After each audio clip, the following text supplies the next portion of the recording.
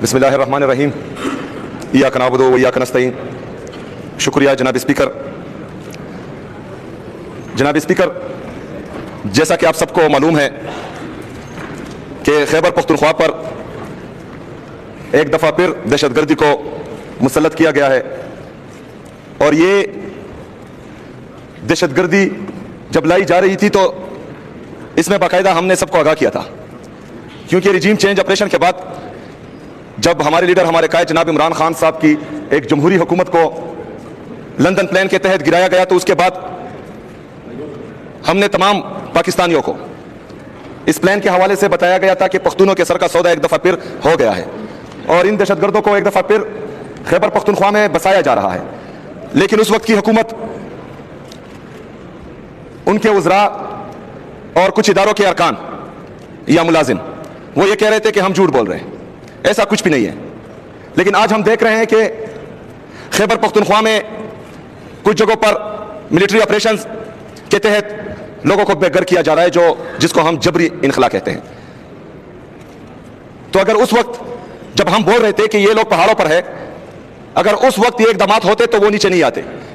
जब नीचे तक आ गए और तब भी हम अमन पासून के जरिए इनको बता रहे थे कि ये पहाड़ों से नीचे आ चुके हैं, अगर उस वक्त भी इकदामात लिए जाते तो ये हमारे बाजारों तक नहीं पहुंचते। जब बाजारों तक पहुंचे तब भी हम यही कह रहे थे कि देखो बाजारों तक आ गए। अगर उस वक्त इकदामात लिए जाते तो ये लोग हमारे घरों तक नहीं पहुंचते।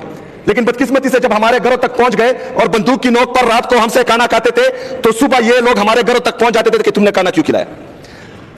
अगर हमारे पख्तून जिनसे बंदूक की नोक पर एक साइड पर जो लोग खाना जबरदस्ती लेते थे, ना खिलाते तो वो मार देते। जब खाना खिलाते थे तो सुबह जो है हमारे आर्म फोर्सेस के, सिक्योरिटी फोर्सेस के लोग पहुंच जाते कि तुमने खाना क्यों खिलाया। नहीं खिलाते तो वो मारते हैं, खिलाते हैं तो ये मारते हैं। हम जाएं कहां।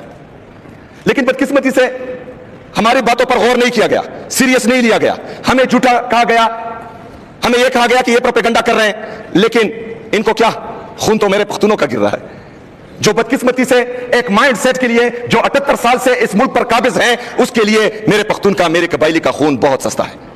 वो हमारे खून को खून समझते ही नहीं है। हमारे पख्तूनों, हमारे कबाइलों को खून को ये पानी से भी सस्ता समझते हैं, इसलिए उस वक्त ध्यान नहीं दिया गया। जब 14,000 इंटेलिजेंस बेस्ड ऑपरेशन के बाद, 22 बड़े मिलिट्री ऑपरेशन के बाद यहां पर अमन नहीं आ रहा, तो यह कसूर हमारा नहीं है, यह कसूर सूबाई हुकूमत का नहीं है, यह कसूर सियासी और मजहबी जमातों का नहीं है, यह कसूर पख्तूनों का नहीं है, यह कसूर है बंद कमरों के फैसलों का, जो हमेशा से इस मुल्क पर मुसल्लत होते आ रहे हैं। यहां पर इस छत तले स्पीकर साहब आपकी सरबराही में तमाम सियासी और मजहबी जमातें खैबर पख्तूनख्वा की, हर मकतबा फिक्र के लोग यहां पर बैठे थे। उन्होंने 15 नुकाती एजेंडा फाइनल किया, जिसमें एक नुकता यह था कि मिलिट्री ऑपरेशन किसी भी मसले का हल नहीं है। उस पर तमाम सियासी और मजहबी जमातों, तमाम हर मकतबा फिक्र के लोगों के साइन मौजूद हैं। उन्होंने कहा कि मिलिट्री ऑपरेशन किसी मसले का हल नहीं है। इन्होंने जबरी जो है मेरे तिरा, मेरे आबाई गांव से लोगों का इनखला, जबरी इनखला किया। मतलब हम एक तरफ तमाम सूबे की आवाम कह रहे हैं कि मिलिट्री ऑपरेशन किसी मसले का हल नहीं है, दूसरी तरफ ये जो है लोगों को जबरी इनखला करने पर मजबूर करते हैं। अच्छा, उस वक्त मजबूर करते हैं जब बर्फबारी हो रही है। इस बर्फबारी में मैं चीखता रहा, मैं चिल्लाता रहा कि इस वक्त जहां पर आप मिलिट्री ऑपरेशन करने जा रहे हैं, वहां पर जानवर भी नहीं रह सकते।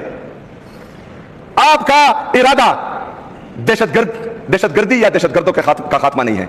आपका इरादा है सूबाई हुकूमत को या मुझे नीचा दिखाने के लिए। लेकिन एक प्लान ये बनाते हैं और एक प्लान मेरे रब का है, और बेहतरीन प्लान जो है वो मेरे रब का होता है। जनाब स्पीकर, इन्होंने पहले इल्जाम लगाया कि स्मगलर है, फिर इल्जाम लगाया कि दहशतगर्द है। दोनों बयानियों में इनको मुंह की कहानी पड़ी, चूंकि पूरे पाकिस्तानियों को पता है कि ये झूठ बोल रहे हैं। पूरे पाकिस्तानियों ने इमरान खान साहब की इस सिपाही को जो इज्जत दी वो पूरी दुनिया ने देखी, वो किसी से ढकी छुपी नहीं है। क्यों? क्योंकि आज भी पूरा पाकिस्तान सिर्फ पाकिस्तान का वाहिद लीडर इमरान अहमद खान नियाजी को समझते हैं। अल्हम्दुलिल्लाह, इन्होंने इल्जामात लगाए, इन्होंने मुझे डराने की कोशिश की, मुझे दबाने की कोशिश की, लेकिन अल्हम्दुलिल्लाह जहां पर मैं खड़ा था, यहां पर मैं खड़ा हूं और इंशाअल्लाह ताला अपने अवाम के साथ मैं खड़ा रहूंगा। ना मुझे कोई अपने नजरिए से 1 इंच पीछे हटा सकता है, ना ही कोई मेरे अवाम या मेरे सूबे के इंटरेस्ट से 1 कदम भी मुझे पीछे नहीं हटा सकता, और किसी में इतनी जुर्रत नहीं है कि वो मुझे पीछे हटाए। जो मेरा मौकफ था वो मेरा है और इंशाअल्लाह ये मौकफ मेरा रहेगा। जनाब स्पीकर, जब दोनों बयानियों में इनको मुंह की कहानी पड़ी तो इन्होंने फैसला किया कि तिरा में मिलिट्री ऑपरेशन होना चाहिए।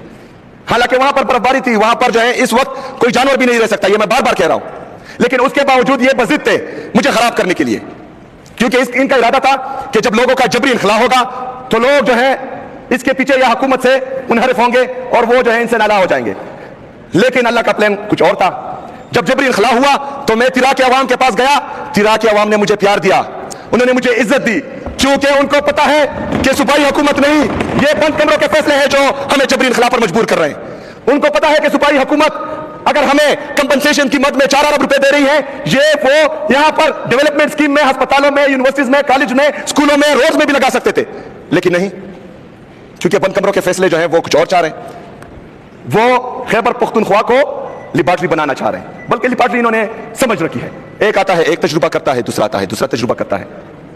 لیکن یہاں پر پاکستان تحریک انصاف کی حکومت ہے, یہاں پر عمران خان صاحب کی حکومت ہے, یہاں پر الحمدللہ اس دفعہ عمران خان کے سپاہی آئے ہیں, وہ بند کمروں کے فیصلے بھی مسلط نہیں ہونے دیں گے, اور اگر کوئی بدماشی سے, زور زبردستی سے, ڈنڈے کی زور پر, بندوق کی نوک پر یہاں پر مسلط کرنا چاہے گا تو انشاءاللہ تعالی ہم ان کے خلاف کھڑے ہوں گے انشاءاللہ تعالی.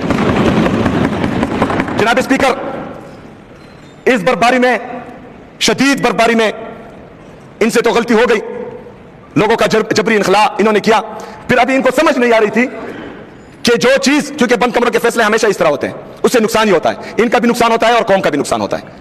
جب ان کو معلوم پڑا کہ انہوں نے جو بند کمروں میں منصوبہ سازی کی تھی وہ ان کے گلے پڑ رہی ہے, انہوں نے کل ایک پریس ریلیز جاری کی جناب اسپیکر, اور یہ پریس ریلیز آج میں پھر فلور آف دی ہاؤس کہہ رہا ہوں کہ یہ صوبائی حکومت اور اداروں, صوبائی حکومت اور وفاقی حکومت کے درمیان تصادم کا پروانہ ہے. جناب اسپیکر, یہ پروانہ صرف ہمارے خلاف جاری نہیں ہوا, جو 24 رکنی کمیٹی انہوں نے بنائی تھی یہ ان کا بھی ڈیتھ وارنٹ ہے, کیونکہ اس میں ان کا ذکر ہے. لوگ اب ان 24 رکنی کمیٹی کو اپنا دشمن سمجھیں گے, ایک طرف لوگ سمجھیں گے, دوسری طرف کچھ اور لوگ جو لائے گئے ہیں وہ بھی سمجھیں گے.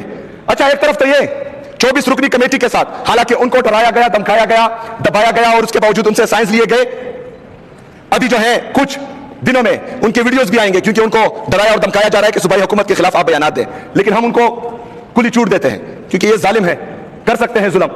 اگر وہ فرض کریں ہمارے خلاف بیان دیتے ہیں اور اس سے ان کی جان چھوٹتی ہے تو بے شک دے دیں, کیونکہ ان کو مسلسل ڈرایا اور دمکایا جا رہا ہے. جناب اسپیکر, ایک طرف تو ان کو مسلوں میں گھیر دیا, ان کے ڈیتھ وارنٹ تقریباً انہوں نے ایشو کر دیے, دوسری طرف ان کے جو نمائندہ ہے کور کمانڈر پشاور اور IGFC, ان پر انہوں نے عدم اعتماد کا اظہار کیا ہے. جو تھوڑا بہت لوگوں کا اعتماد بحال ہو رہا تھا وہ بھی انہوں نے زائل کر دیا اس پریس ریلیز سے, کیونکہ جتنے بھی جرگے ہوئے ہیں, جتنی بھی میٹنگز ہوئے ہیں, ان میں باقاعدہ کور کمانڈر اور IGFC ان کا حصہ تھے. تو ایک طرف 24 رکنی کمیٹی جو انہوں نے بنائی تھی ان کے خلاف انہوں نے پریس ریلیز کے ذریعے ڈیتھ وارنٹ ایشو کیا, دوسری طرف جو ہے اپنے IGFC اور کور کمانڈر کے خلاف انہوں نے عدم اعتماد کا وارنٹ ایشو کر دیا. جناب اسپیکر, اس سے ہوگا کیا؟ اس سے کور کمانڈر کا جو عہدہ ہے, آج کا کور کمانڈر نہیں, اور IGFC کا جو عہدہ ہے, یہ کل کو کسی بھی جرگے میں نہیں بیٹھیں گے, کیونکہ آلریڈی میں ہدایات جاری کر چکا ہوں کل کہ اس کے بعد کسی بھی ادارے سے یا وفاقی حکومت سے صوبائی حکومت کا جو بھی کمیونیکیشن ہوگا وہ ریٹرن میں ہوگا, وربل پر کوئی ایکشن نہیں لیا جائے گا. تو اس میں نقصان یہ ہوا کہ جو چیزیں عوام کے سامنے نہیں آ رہی تھی ان کے لیے نقصان ہوا, ہمارے لیے تو فائدہ ہے, تو وہ بھی جو ہے عوام کے سامنے آئے گی. جناب اسپیکر, اس پریس ریلیز میں 4 ارب روپے کا ذکر کیا گیا ہے. جیسا کہ میں بار بار کہہ رہا ہوں کہ پاکستان پر قابض ایک مائنڈ سیٹ, جو پختونوں کو پاکستان کا حصہ ہی نہیں سمجھتے, جو پختونوں کو پاکستانی سمجھتے ہی نہیں ہیں, یہ ان کے ذہنیت کی عکاسی کرتا ہے. جناب اسپیکر, اس سے پہلے جو ملٹری آپریشن ہوئے تھے, ہمارے قبائلی اضلاع, ہمارے قبائلیوں کے ساتھ وعدہ کیا گیا تھا کہ جس کا گھر تباہ ہوگا اس کو 4 لاکھ روپے دیے جائیں گے. جناب اسپیکر, مطلب جو ساری عمر روپے جمع کر کر کے اپنے لیے ایک گھر بناتا ہے, تو ایک ڈرون آ کر اس کا گھر تباہ کرے گا, ایک جیٹ آ کر اس کا گھر تباہ کرے گا, اور وفاقی حکومت پاکستان اسے 4 لاکھ روپے دے گی. شرم آنی چاہیے ان کو. دوسری شرمناک بات یہ ہے کہ وہ 4 لاکھ روپے بھی ابھی تک نہیں ملے, 15 سال سے وہ 4 لاکھ روپے بھی نہیں ملے. تو اعتماد کا لیول تو یہ ہے.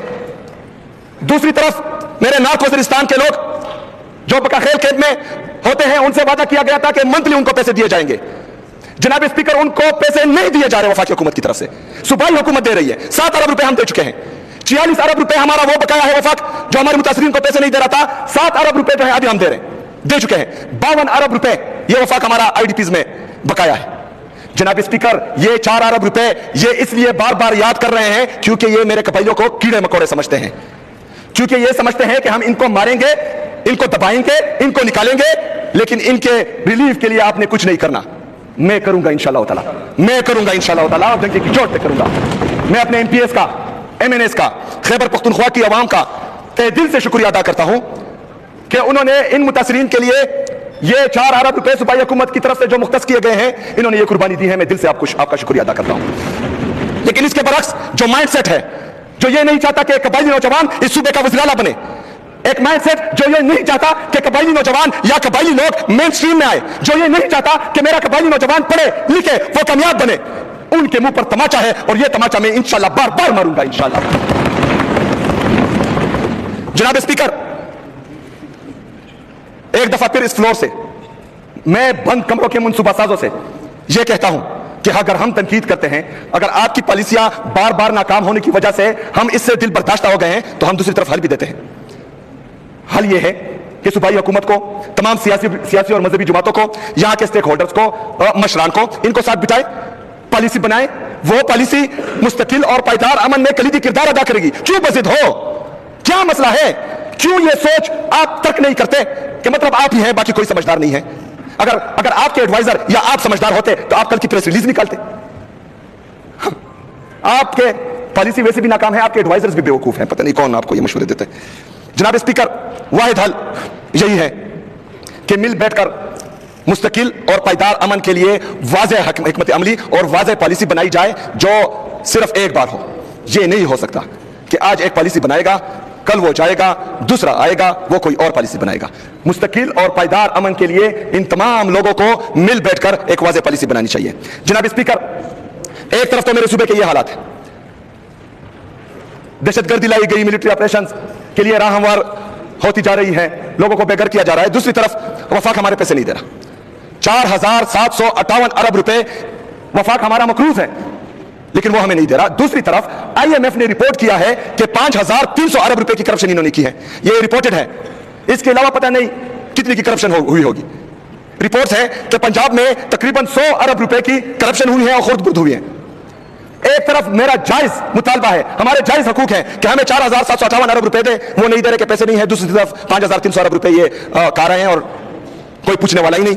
जनाब स्पीकर, इसके साथ साथ जो मईशत के हालात हैं, जीडीपी ग्रोथ दिन ब दिन नीचे आ रहा है। हमारे बैरूनी और अंदरूनी कर्जे तकरीबन 80,000 अरब रुपए तक पहुंच चुके हैं। जनाब स्पीकर, 80,000 अरब रुपए, हमारा टोटल जीडीपी 1,12,000 अरब रुपए है। हमारे टोटल कर्जे 80,000 अरब रुपए है, इसमें बैरूनी कर्जा 36,000 अरब रुपए है। हमारा तिजारती खसारा तकरीबन 15 अरब डॉलर से बढ़ गया है। हमारे फॉरेन रिजर्व 20 अरब डॉलर हैं, इसमें आपके बाहर के दोस्तों के पैसे हैं, के डॉलर्स हैं। अगर वो आज वापस ले लें तो आपकी डॉलर की कीमत 280 रुपए से बढ़कर 400 रुपए से बढ़ जाएगी। इसका मतलब यह है कि 36,000 अरब रुपए का यह कर्जा आपके 50,000 अरब रुपए क्रॉस कर देगा। मतलब आपका कर्जा जो है जीडीपी को टच कर रहा है, यानी आपका मुल्क दिवालिया होता जा रहा है। आपके नौजवान मुल्क छोड़कर भाग रहे हैं, आपका इंडस्ट्रियलिस्ट मुल्क छोड़कर भाग रहा है, अपनी इंडस्ट्रीज बंद कर रहा है, आपका एग्रीकल्चर में किसान दिन ब दिन खुदकुशियां कर रहा है। ये सारे मसले पाकिस्तान में ही हैं, लेकिन कुछ लोगों के इंटरेस्ट देखे सारे इदारे सिर्फ और सिर्फ इमरान खान को नीचे दिखाने के लिए, उसको जो है जेल में बंद रखने के लिए, उनकी एहलिया को जेल में बंद रखने के लिए, उनकी बहनों पर रात के अंधेरे में जहरीला पानी छोड़ दिया जाता है, उनको मारा जाता है, उनको सड़क पर गिराया जाता है। हमारे जो असीरान हैं, जो कोट लखपत जेल में हैं, उनको जो है कैदोबंद की सोबतें बर्दाश्त करनी हो रही हैं। मजीद हमारे सहाफियों पर जो है वो कतल लगाई जा रही है, हमारे वकला को उठाया जा रहा है, अगवा किया जा रहा है, लेकिन हमारे इदारों को पाकिस्तान की कोई फिक्र नहीं। वो बैठे हैं सिर्फ और सिर्फ पाकिस्तान तहरीक इंसाफ और इमरान खान को खत्म करने में लगे हुए हैं। दूसरी तरफ पाकिस्तान ही खत्म हो रहा है, अल्लाह ना करे कि कभी खत्म हो, और इंशाल्लाह होगा भी नहीं जब तक हम जिंदा हैं इंशाल्लाह ताला। जनाब स्पीकर, मैंने कल भी कहा था, मैं आज भी कह रहा हूं कि जो प्रेस रिलीज वफाकी हुकूमत की तरफ से निकला हुआ है, चाहे उसमें कोई दूसरा शामिल हो या ना हो, क्योंकि ये तसादुम का परवाना है। मैं बार बार रिपीट कर रहा हूं। मैं इतवार के दिन अपनी अफरीदी कौम का जरगा इंशाल्लाह बुला रहा हूं। मैं अफरीदी कौम के पास जाऊंगा, इतवार के दिन में पख्तून कौम के पास फिर जाऊंगा, तमाम पख्तून कौम को इकट्ठा करूंगा और उसका जरगा बुलाऊंगा इंशाल्लाह ताला, अगर ये नोटिफिकेशन माफी के साथ कल वापस नहीं लिया गया। बहुत शुक्रिया। बहुत